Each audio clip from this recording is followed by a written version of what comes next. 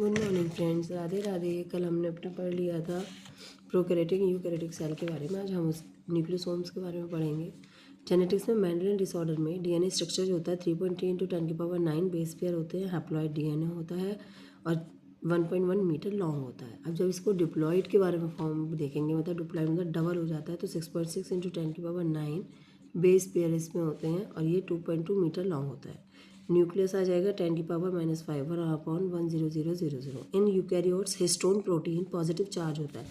Eukaryote में, ये कल भी मैंने आपको बताया था, हिस्टोन प्रोटीन जो होता है वो पॉजिटिव चार्ज होता है। यहाँ पे हमने पढ़ा था किसके बारे में, जब हम इसके मॉर्फोलॉजी वगैरह क्रोमोसोम्स के बारे में पढ़ रहे थे, तो इसमें हिस्टोन प्रोटीन जो होता है वो पॉजिटिव चार्ज होता है।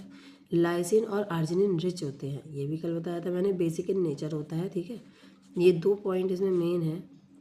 लाइसिन एंड आर्जिनिन रिच होते हैं, बेस पेयर इन नेचर होता है, ये पॉजिटिव होता है हिस्टोन प्रोटीन। अब 5 हिस्टोन प्रोटीन इसमें पाए जाते हैं, H1, H1A, H1B, H3, H3 और H4। अब इन HA से लेके H4 तक के ये X to 8 हिस्टोन ऑक्टेन कहलाते हैं। ठीक है, H3 4 डायमीटर होते हैं। इनको आप मत पढ़िए, ये तो मेरे नॉलेज वैसे लिखा था मैंने, इसको पता था तो मैंने लिख लिया, लेकिन मैं आपको बता देती हूँ, ये इतना इंपॉर्टेंट नहीं, बस इतना आपसे पूछ सकता है 5 हिस्टोप्रोटीन होते हैं, कौन कौन से होते हैं।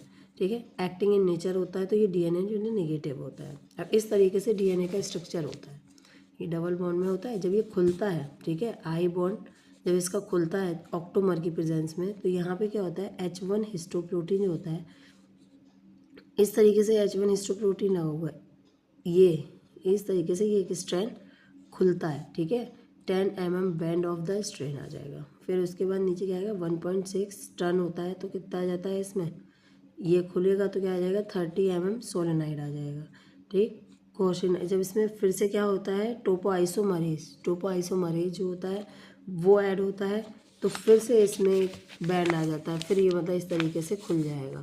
यहाँ पे H3 H4 H3 H4 करके ये हिस्टोप्रोटीन इसके अंदर लगा हुए हैं और ये बैंड खुल जाएगा। फिर अकेला रह जाता है ये। इसके बाद जब इसमें पूरा जब आ जाता है, लिंक का डीएनए जब इससे जुड़ जाता है, तो 30 BP आ जाता है। ये हिस्टोप्रोटीन है, इस तरीके से बैंड होकर के खुल जाता है, यहाँ पे आ जाता है, इसे कह देते हैं हम न्यूक्लियोसोम।